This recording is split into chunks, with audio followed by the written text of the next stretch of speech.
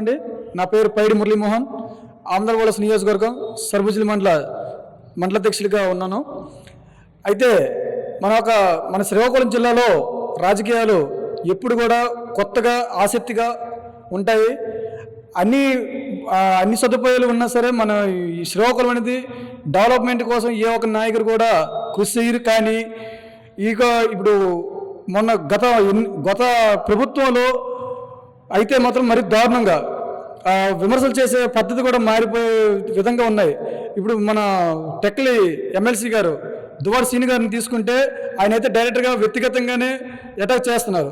చాలాసార్లు మా జనసేన అధినేత శ్రీ పవన్ కళ్యాణ్ గారి పైన అనుచిత వ్యాఖ్యలు చేసి లకారులతో తిట్టి ఎన్నో దారుణమైన మాటలని అన్నారు. కానీ మా అధినేత అయితే చాలా ఓపికగానే ఉన్నారు. మమ్మల్ని కూడా ఓపికగానే ఉండమన్నారు.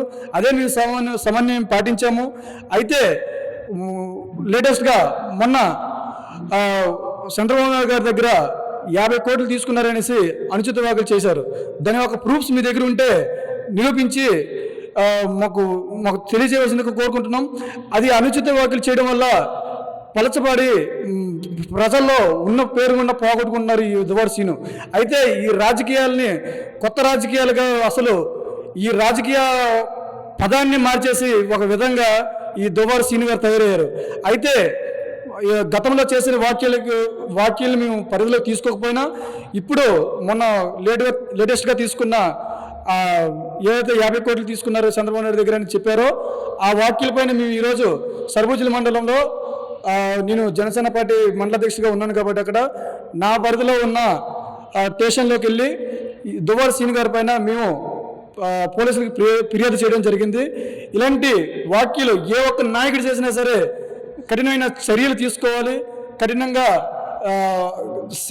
కఠినంగా చర్యలు తీసుకోవాల్సిందో ఈ యొక్క పోలీసులు మేము కోరడం జరిగింది.